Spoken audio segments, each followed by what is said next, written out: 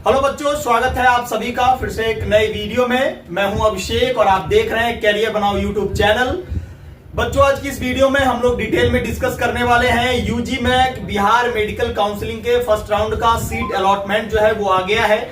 इस वीडियो में हम लोग डॉक्यूमेंट वेरिफिकेशन में जिन भी बच्चे को जाना है फर्स्ट राउंड सीट अलॉटमेंट के बाद, तो कौन कौन सा ऐसा डॉक्यूमेंट है जो आपको डॉक्यूमेंट वेरिफिकेशन के लिए डॉक्यूमेंट वेरिफिकेशन सेंटर पर लेकर के जाना है, इसके बारे में डिटेल में जानेंगे। और साथ में जानेंगे कि ओवरऑल कितने रैंक तक किस कैटेगरी के बच्चे का बिहार के एमबीबीएस गवर्नमेंट कॉलेज में एडमिशन हुआ है। तो बच्चों, ये बीसीईसी का ऑफिशियल वेबसाइट है। फर्स्ट राउंड का जो ओपनिंग क्लोजिंग रैंक है उसको भी बीसीईसी ने अपने ऑफिशियल वेबसाइट पर जारी कर दिया है, जिसको आप जाकर के चेक कर सकते हैं कि देख सकते हैं कि कैटेगरी वाइज किस कॉलेज में कितने रैंक तक के बच्चों का एडमिशन जो है वो हुआ है। अगर यहां हम देखें एएमएमसी गया में अगर हम देखते हैं फीमेल कैटेगरी का, तो फीमेल कैटेगरी में अगर हम देखते हैं तो एमबीबीएस का जो फीमेल कैटेगरी का अनरिजर्व का जो ओपनिंग रैंक है वो 10,435 और जो क्लोजिंग रैंक है ये 13,186, जो कि ऑल इंडिया का रैंक है। अगर स्टेट रैंक की अगर हम बात करें तो स्टेट रैंक जो ओपनिंग हुआ है वो 445 से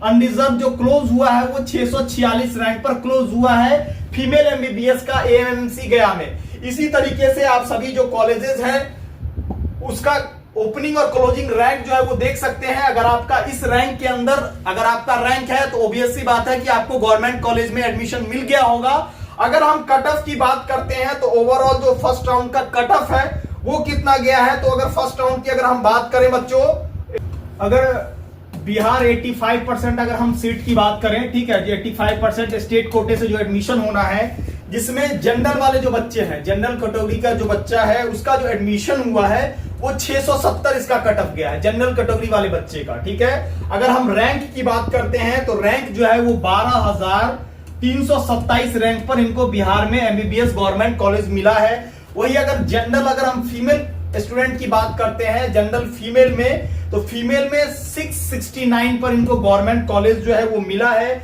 इनका जो रैंक है वो है 13,310 रैंक पर इनको गवर्नमेंट कॉलेज बिहार में मिल गया है। वही अगर हम आरसीजी कैटेगरी की बात करते हैं तो आरसीजी कैटेगरी का जो स्कोर है गवर्नमेंट एमबीबीएस का वो 655 नंबर है। अगर हम रैंक की बात करें तो रैंक 23,025 पर आरसीजी वाले बच्चे का 655 नंबर पर बिहार में गवर्नमेंट एमबीबीएस कॉलेज जो है वो मिल गया था। वही अगर हम ईडब्ल्यूएस की बात करें तो ईडब्ल्यूएस कैटेगरी से ईडब्ल्यूएस फीमेल में 655, अगर वही अगर हम बात कर देते हैं ईबीसी कैटेगरी का, तो ईबीसी कैटेगरी में जो है वो 24,900 रैंक। ठीक है, अगर स्कोर की अगर हम बात करें तो 652 पर ईबीसी कैटेगरी वाले बच्चे का बिहार में गवर्नमेंट कॉलेज जो है वो मिल गया था। ठीक है, उसके बाद अगर बीसी कैटेगरी की बात करें तो बीसी कैटेगरी से आपको 657 नंबर, ऑल इंडिया रैंक की अगर हम बात करते हैं तो 20,992 नंबर पर बिहार में गवर्नमेंट एमबीबीएस कॉलेज जो है बीसी कैटेगरी वाले बच्चे का मिल गया था। अगर एससी की बात करते हैं तो एससी का 546 नंबर, अगर एसटी कैटेगरी की बात करें तो एसटी कैटेगरी का 543 नंबर, अगर वही डिसेबल कोटा की बात करते हैं तो डिसेबल कोटा का जो है 263 नंबर पर बिहार में गवर्नमेंट कॉलेज जो है वो गवर्नमेंट एमबीबीएस कॉलेज जो है वो बच्चों को मिल गया था। ठीक है, ये कट ऑफ है फर्स्ट राउंड का। तो चलिए अब हम जान लेते हैं कि कौन कौन से डॉक्यूमेंट्स जो है वो आपको डॉक्यूमेंट वेरिफिकेशन के लिए रेडी रखना है, ताकि आपको डॉक्यूमेंट वेरिफिकेशन सेंटर पर आपको कोई परेशानी ना आए। पहले डॉक्यूमेंट की अगर हम बात करें,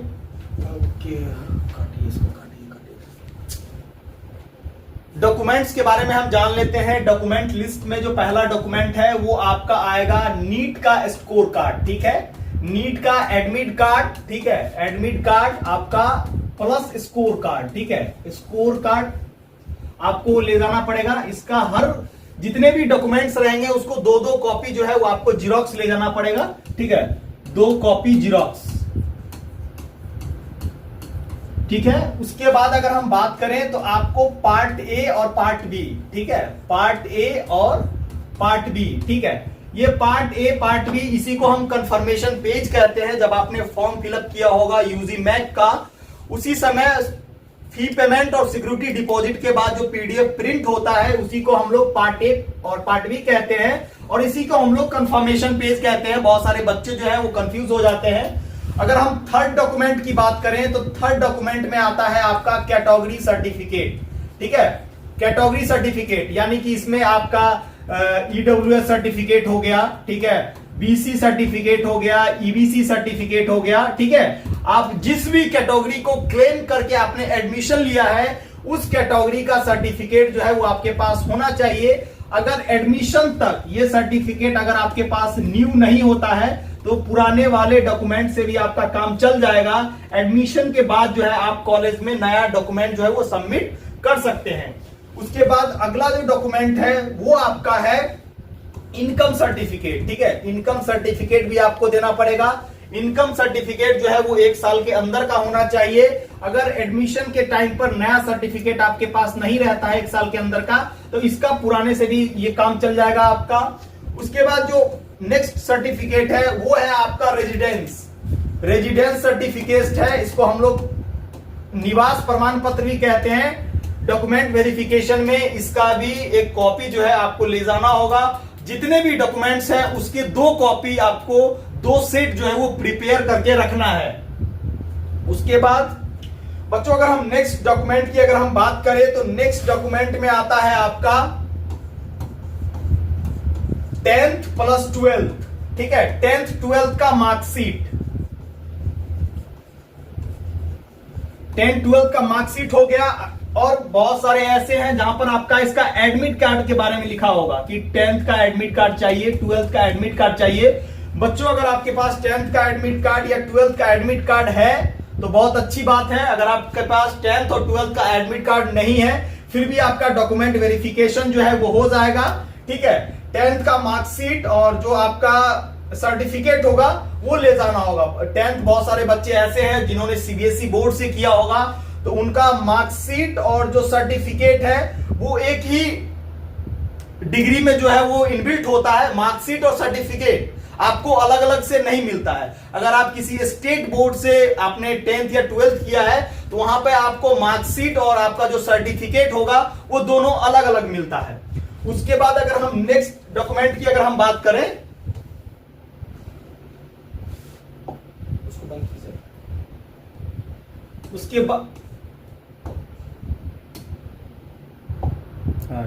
उसके बाद नेक्स्ट जो डॉक्यूमेंट है वो आपके पास आधार कार्ड जो है वो होना चाहिए। ठीक है, आधार कार्ड। उसके बाद आपके पास 10 जो है वो पासपोर्ट साइज फोटो। ठीक है, पासपोर्ट साइज फोटो आपको लगेगा।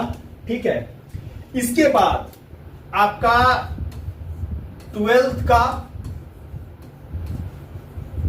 माइग्रेशन, उसके बाद सीएलसी। ठीक है, और आप इसमें जो है वो कैरेक्टर सर्टिफिकेट भी इनबिल्ट कर सकते हैं। ठीक है, ये आप जो है डॉक्यूमेंट वेरिफिकेशन में आपके पास ये अगर नहीं रहता है तो एडमिशन हो जाने के बाद जो है कॉलेज में आप सबमिट कर देंगे, कोई दिक्कत नहीं है। ये सर्टिफिकेट जो है डॉक्यूमेंट वेरिफिकेशन के टाइम पर कंपलसरी नहीं होता है। ठीक है बच्चों, उसके बाद जो बच्चे डिसेबल कोटा से बिलोंग करते हैं उनका मेडिकल सर्टिफिकेट। ठीक है, मेडिकल सर्टिफिकेट के लिए बीसीईसी ने अपना जो हॉस्पिटल है document verification centre disable quota का हॉस्पिटल का लिस्ट दे दिया था। आपके पास किस टाइप की डिसेबिलिटी है, आपको किस हॉस्पिटल में जाकर के जो है अपना सर्टिफिकेट बनवाना है, जिसका डॉक्यूमेंट वेरिफिकेशन से पहले शिविर लगा था, वहां पे जाके आपको अपना सर्टिफिकेट बनवाना था डिसेबल कोटा का। अगर नेक्स्ट अगर हम बात करें डॉक्यूमेंट का तो इसको कहते हैं एंटी रैगिंग।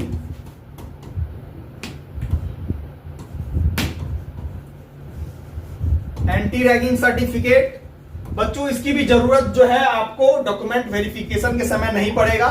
ठीक है, ये सब जो डॉक्यूमेंट है बाद की चीजें हैं। बच्चों उसके बाद जो नेक्स्ट इंपॉर्टेंट डॉक्यूमेंट है यूजी मैक का। ठीक है, अभी तक मैंने जो बताया था वो आपका कास्ट कैटेगरी से रिलेटेड था और नीट से रिलेटेड डॉक्यूमेंट्स थे और आपका पर्सनल जो फोटो हो गया वो डॉक्यूमेंट्स है। अब जो है यूजी मैक से रिलेटेड, ठीक है, जो आपने यूजी मैक का फॉर्म फिलअप किया था उसमें आपको यूजी मैक का जो है वो रैंक कार्ड लगेगा। ठीक है, यूजी मैक का रैंक कार्ड, उसके बाद अलॉटमेंट लेटर, ठीक है। उसके बाद बच्चों अलॉटमेंट लेटर के बाद क्या है कि आपने फॉर्म जो फिलअप किया था पार्ट ए, पार्ट बी तो मैंने पहले ही मेंशन कर दिया है वीडियोस में, ठीक है। बच्चों डॉक्यूमेंट वेरिफिकेशन में जाते हैं तो चेक स्लिप और बायोमेट्रिक फॉर्म, ठीक है, ये बहुत इंपॉर्टेंट डॉक्यूमेंट है, check slip and biometric form, ठीक है। ये आपको बीसीईसी के ऑफिशियल वेबसाइट पर जो है आपको चेक स्लिप और बायोमेट्रिक फॉर्म जो है वो मिल जाएगा, ठीक है। जैसे कि आप यहां पे ऑफिशियल वेबसाइट पे आते हैं,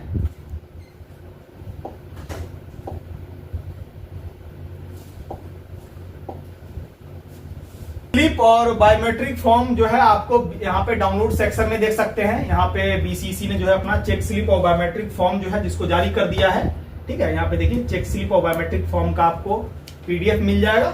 यहाँ पे देखिए चेक स्लिप और बायोमेट्रिक फॉर्म का पीडीएफ आप यहीं से डाउनलोड कर सकते हैं। बच्चों अगर हम डॉक्यूमेंट वेरिफिकेशन के प्रोसेस की अगर हम बात करते हैं तो डॉक्यूमेंट वेरिफिकेशन का जो प्रोसेस होता है, सबसे पहले क्या होगा कि आपने जो अलॉटमेंट लेटर डाउनलोड किया है उसी अलॉटमेंट लेटर के नीचे डॉक्यूमेंट वेरिफिकेशन सेंटर का डिटेल मेंशन होगा कि आपको कौन से डॉक्यूमेंट वेरिफिकेशन सेंटर पर डॉक्यूमेंट वेरिफिकेशन के लिए जाना है।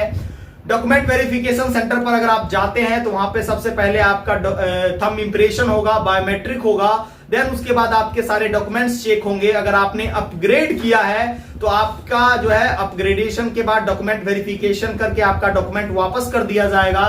देन क्या होगा, जो बच्चे एडमिशन लेना चाहते हैं, जिन बच्चों ने फ्रीज किया है उन बच्चों को क्या होगा कि फी देना पड़ेगा। जो बच्चे अपग्रेड किए हैं उनको फी देने की जरूरत नहीं है, उनको सेकेंड राउंड काउंसलिंग का वेट करना है। अगर सेकेंड राउंड काउंसलिंग में अगर आपको कोई नया कॉलेज अलॉट हो जाता है तो आप फर्स्ट वाले कॉलेज जो है आपका वो इंड हो जाएगा, आपको नया कॉलेज अलॉट हो जाएगा। अगर नया कॉलेज अलॉट नहीं होता है तो फर्स्ट राउंड में जो कॉलेज आपको अलॉट हुआ था वही सेम कॉलेज जो है वो रिटेन हो जाएगा और उसी कॉलेज में आपको एडमिशन लेना पड़ेगा। अगर आप एडमिशन नहीं लेते हैं सेकेंड राउंड काउंसलिंग में तो आपका सिक्योरिटी डिपॉजिट जो है वो जब्त कर लिया जाएगा। बच्चों अगर चॉइस फिलिंग की अगर बात करें तो सेकेंड राउंड में आप फिर से चॉइस फिलिंग कर सकते हैं। जिस भी बच्चे को चॉइस फिलिंग के बारे में कोई आइडिया नहीं है, हमारे एक्सपर्ट टीम से कांटेक्ट कर सकते हैं रैंक बेस्ड काउंसलिंग और चॉइस फिलिंग के लिए, जो आपको सीट अलॉटमेंट में बहुत कारगर साबित होने वाला है। अगर आपको थोड़ा भी आइडिया नहीं है कि कितने रैंक पर कौन सा कॉलेज मिलेगा, कितने रैंक पर कौन सा कॉलेज जो है वो अलॉट होता है, फीमेल कैटेगरी का या किस कैटेगरी के बच्चे का कितना रैंक जो है वो जाता है या कितना स्कोर जा सकता है, अगर ओवरऑल अगर आपको कट ऑफ और रैंक एनालिसिस का आइडिया नहीं है तो आप काउंसलिंग और चॉइस फिलिंग जो है वो अच्छी तरीके से नहीं कर पाएंगे, ठीक है। तो अगर कोई डाउट होता है तो हमारे एक्सपर्ट टीम के साथ जुड़ के आप अपने काउंसलिंग प्रोसेस को आसानी से पूरा कर सकते हैं। तो चलिए मिलते हैं नेक्स्ट वीडियो में नेक्स्ट अपडेट के साथ, तब तक के लिए जय हिंद।